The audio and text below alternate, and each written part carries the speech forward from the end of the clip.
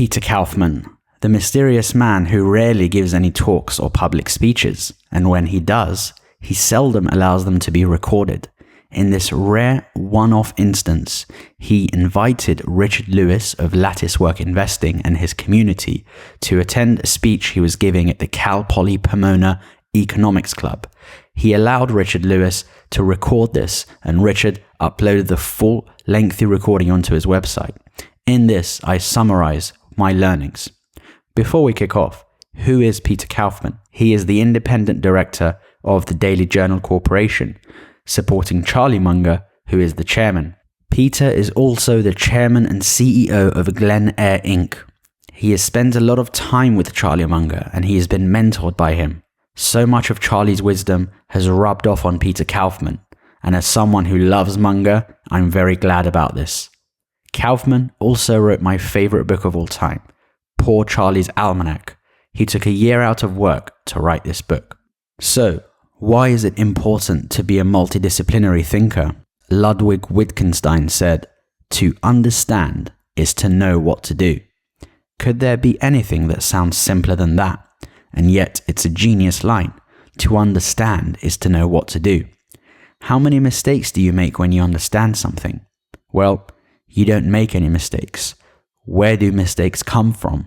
They come from blind spots, a lack of understanding. Why do you need to be multidisciplinary in your thinking? Because, as the Japanese proverb says, the frog in the well knows nothing of the mighty ocean. You may know everything there is to know about your speciality, your silo, your well, quote unquote. But how are you going to make any good decisions in life? The complex systems of life, the dynamic system of life, if all you know is one well. Munger calls them the big ideas from all the disciplines. Kaufman said, "I want to tell you what my trick was, because if you try to do it the way Munger did, you don't have enough time in your life to do it. It's impossible, because the fields are too big and the books are too thick." So, what's an example of how Kaufman went around this? Well, in the field of science and biology, his trick was to learn the big ideas of the field from the Discover magazine. The Discover magazine is a science magazine, and Kaufman found that in this magazine every month they had a really good interview with an expert from some aspect of science. Every month. This interview would be 6 or 7 pages long, and it was all in layman's terms. The interviewee was trying to get their ideas across and would do so using good stories, clear language, and they would never fail to get all of their big ideas into the interview. I mean, if you're given the chance to be interviewed by Discover magazine and your field is nanoparticles, aren't you going to try your very best to get all the good ideas into the interview with the best stories? So Kaufman discovered that on the internet there were 12 years of Discover magazine articles available in the archives. As Kaufman does, he printed out 12 years times 12 months of these interviews. He had 144 of these interviews, and he put them in 3 big ring binders.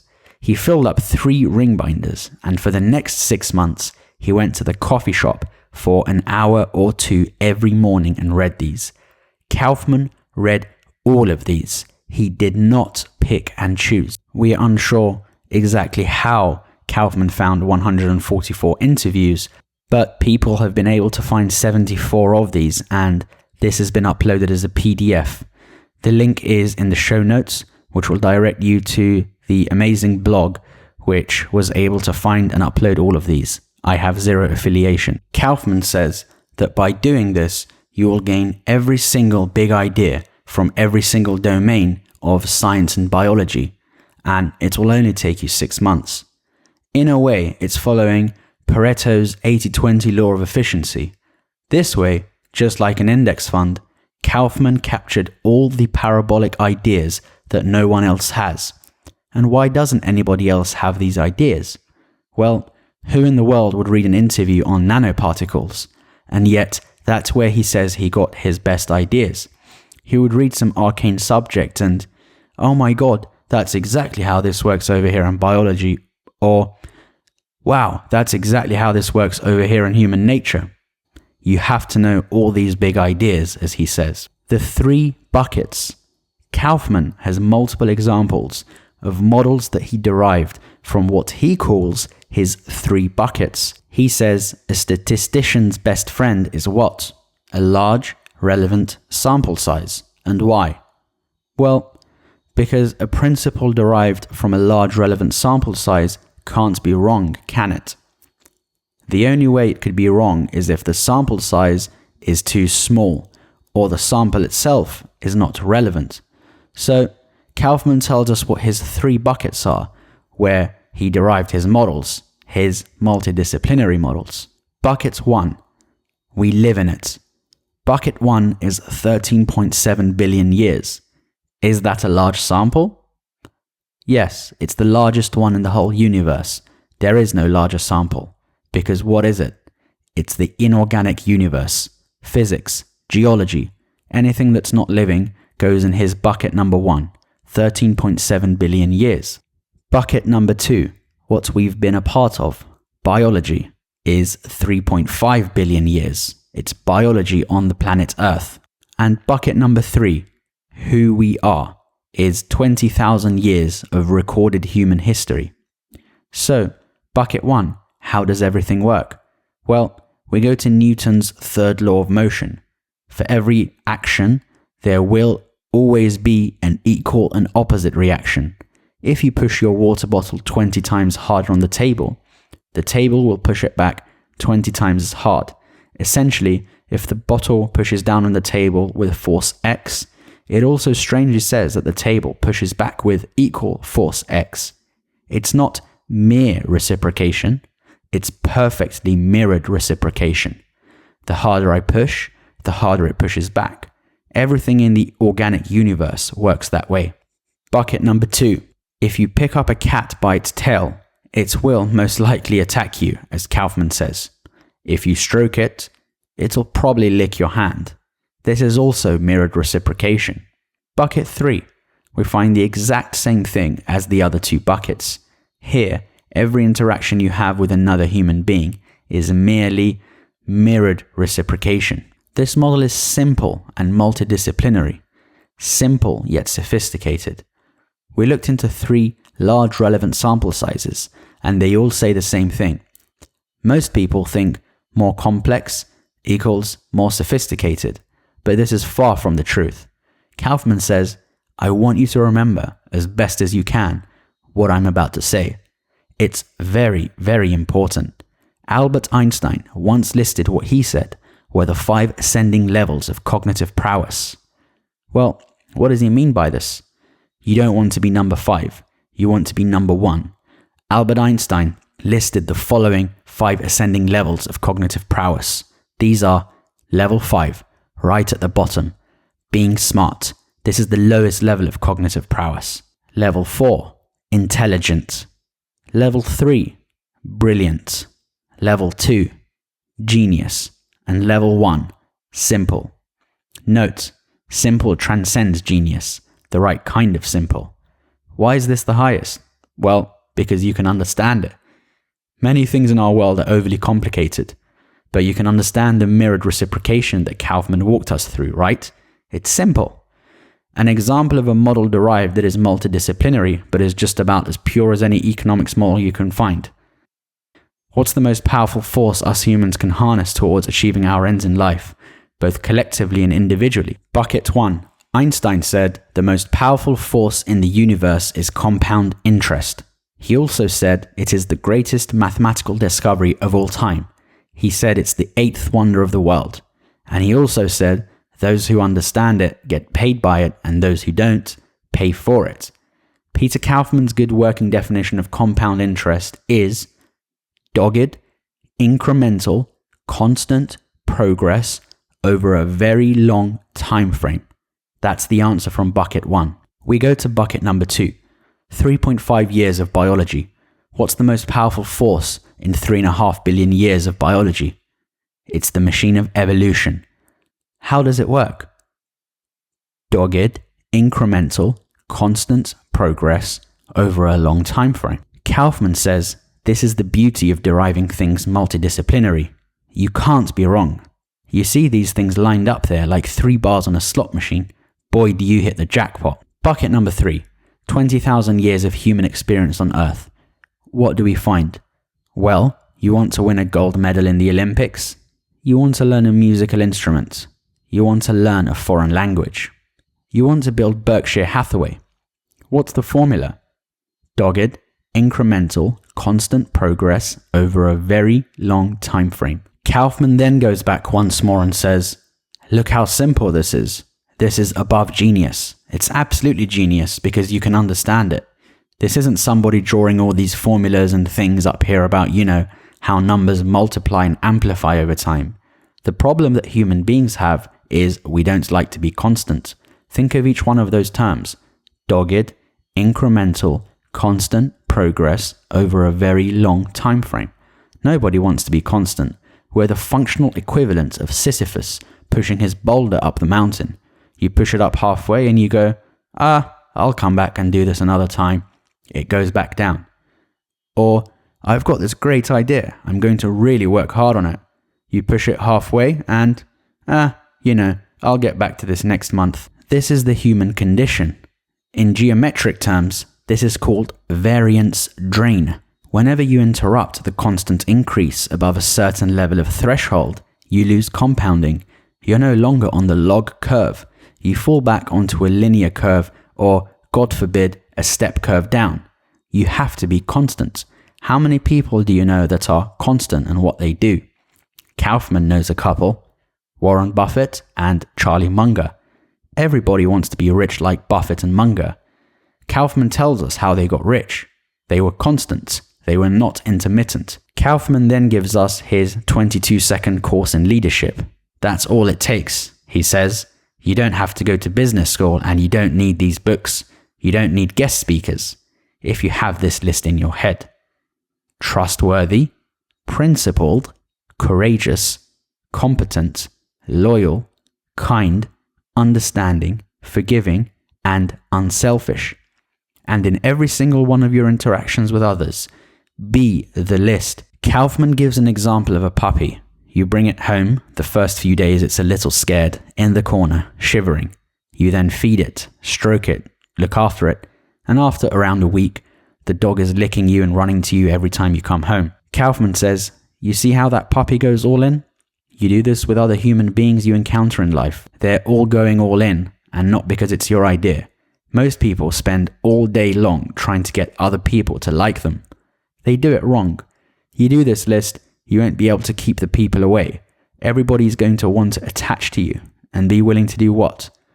Just like the puppy, they'd be willing to do anything for you because you are what they've been looking for their whole lives.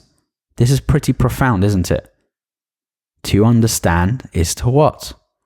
To know what to do. Humans want to be listened to, respected, paid attention to, have meaning, satisfaction, fulfillment, and most importantly, Kaufman says, they want to be loved. The only difference is the strategy that they're employing to try to fulfill those needs.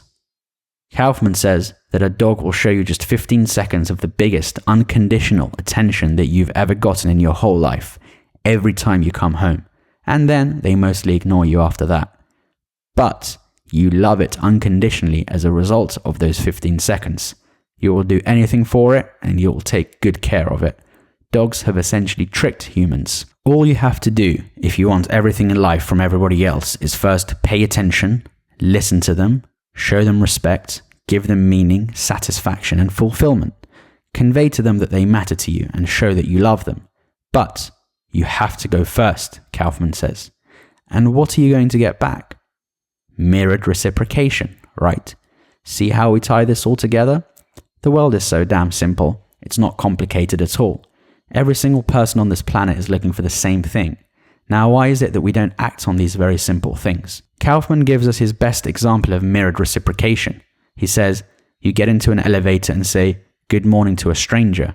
And in 98% of cases, you will get the same thing back. If you get into the elevator and you hiss and scowl at them, they will scowl back most likely. Maybe not hiss. And finally, if you get in the elevator and you say or do nothing, they will most likely do the same thing as well. It's mirrored reciprocation, isn't it? But what did you have to do? You have to go first, and you're going to get back whatever you put out there. There's a 98% chance the person in the elevator responds with the same thing back. Kaufman talked about the people drinking in bars at 2 a.m. and saying, "When's the world going to give me something, man?" Well, what did you ever do? Did you get up in the morning and smile at the world? No. You either did nothing or you hissed and scowled at the world. You get back exactly what you put in. If you understand how the world really works, which is why we study multidisciplinary thinking, it's all mirrored reciprocation. So what do you want to do? You want to go positive and you want to go first. What's the obstacle? There's a big obstacle. We're going to discuss Daniel Kahneman and behavioral economics. By the way, Daniel Kahneman is the author of Thinking Fast and Slow, a book I highly recommend. What did Kahneman win his Nobel Prize for? For answering the question, why would people not go positive and not go first when there's a 98% chance you're going to benefit from it, and only a 2% chance the person's going to tell you to screw off and you're going to feel horrible and lose face? That's why we don't do it. Kahneman said there's a huge asymmetry between the standard human desire for gain and the standard human desire to avoid loss. Which one do you think is more powerful? 98% versus 2%. Lou Brock set the major league record for stolen bases many years ago, and he once said, "Show me a man who is afraid of appearing foolish, and I'll show you a man you beat every time." To which Kaufman says, "And if you're getting beat in life, chances are it's because you're afraid of appearing foolish." So what does he do with his life? He risks the 2%. Even at a 90-10 worst case scenario, you should know that 10% of the people are going to screw you over, and that's okay. If you're not willing to be vulnerable and expose yourself to that 10%, you're going to miss the other 90%. If you do all these things, you'll make all the money there is to be made. You have one lifetime, finite. In an economics model, what do we know we need to use as our decision-making prism whenever something is both finite and important like your life? How do we have to make decisions? Finite means there is opportunity cost. You can't have it all. This is the classic illustration of opportunity cost. You pick the one most optimal. So how do you speed your one lifetime? Spend it like most people, fighting with everybody around them? Well, no. Kaufman just told us how to avoid that. And in exchange, have what? A celebratory life, instead of an antagonistic fighting life. All you have to do is go positive, go first, be patient enough. We know that we need 7 days patience for a puppy, but what about with humans? How long does it usually take for a human being to do all the probing and testing to find out if someone is for real? 6 months. This is why nobody does it. Oh, it takes too long. Compared to what? Look at Plan B that everybody uses. It's terrible. It doesn't work. They spend their whole lives fighting with everybody. The 3 hallmarks of a great investment are: number 1, superior returns; number 2, low risk; and number 3, long duration. The whole world concentrates on category 1, superior returns. But if you're a leader of any merit at all, you should be treating these 3 as what? Co-priorities. How do you get a win-win, i.e. low risk and long duration? This is the biggest blind spot in business. People are actually proud of a win-lose relationship, with examples such as, "Yeah, we really beat the crap out of our suppliers," or, "Yeah, we've got these employees for, we've got them on a H-1B visa. They can't work anywhere else for 3 years." And these people are actually proud of it. Total win-lose.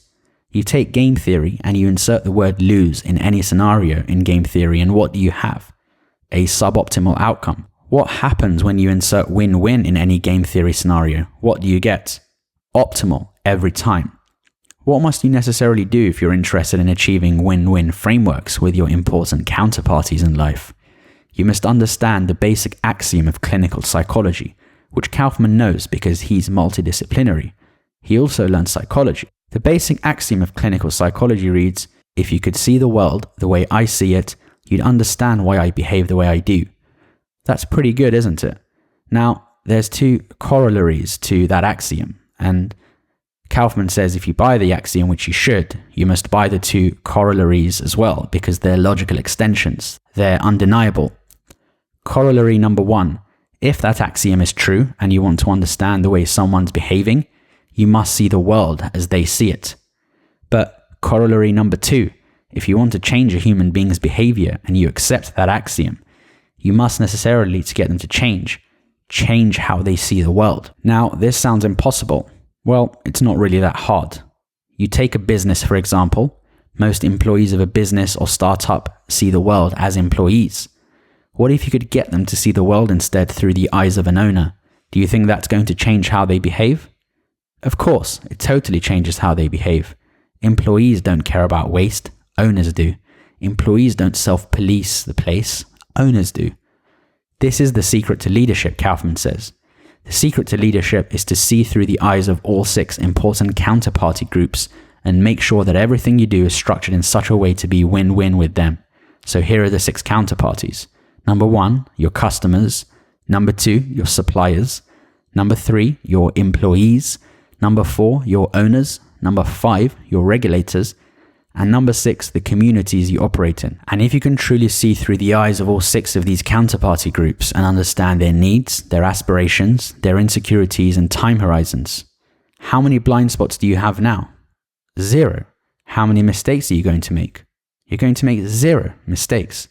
People don't think this is possible. It's really easy. To understand is to know what to do. Kaufman wraps up with a great African proverb. It's the definition of win-win. He says, if you want to go quickly, go alone. If you want to go far, go together. Live your life to go far together. Don't live it to go quickly alone. Most people grow up wanting to go quickly alone. It doesn't work. You end up like Scrooge in A Christmas Carol. You get to the end of your life. Yeah, you're rich, you're powerful, you're famous, and you want a do-over because you realize at the end of your life, I didn't live my life right. I don't have what really matters. What really matters is to have people pay attention to you, listen to you, respect you, show that you matter, and to love you. And to have it be genuine, not bought. Then Kaufman ends with another proverb. This is a Turkish proverb. No road is long with good company. The essence of life is to surround yourself as continuously as you can with good company. How do you do that? You have to earn it. You have to earn the privilege of being around them. It will give meaning to your life. You'll feel that you matter to have people listening to you. This is very much along the lines of a quote from Charlie Munger, where he says, to deserve relationships with high-value people, you must first become a high-value person yourself to deserve the value that they provide. This is Kaufman's strategy for getting the 5 things. The 5 things are for people to pay attention to you, to listen to you, respect you, show that you matter, and to love you. Kaufman ties this back to business very nicely at the end. And certainly this applies to all areas of life, including startups and investing. These are Kaufman strategies. You can develop your own strategy, and he hopes it involves going positive and going first.